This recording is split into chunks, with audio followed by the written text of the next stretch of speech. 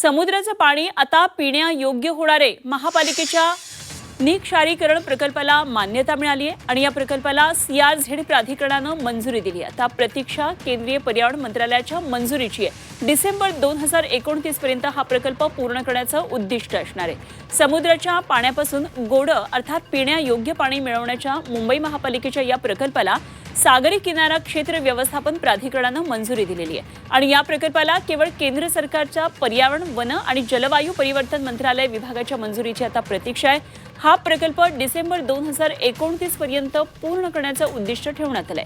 तर मुंबई महापालिकेनं पश्चिम उपनगरातल्या मनोरी इथं निक्षारीकरण प्रकल्प उभारण्याची ही घोषणा 2021 मध्ये केलेली आणि तेव्हाचे मुख्यमंत्री उद्धव ठाकरे यांच्या काळामध्ये ही घोषणा केलेली होती। मात्र त्यानंतर राज्यात सत्ता पालट झाला, हा प्रकल्प रखडला।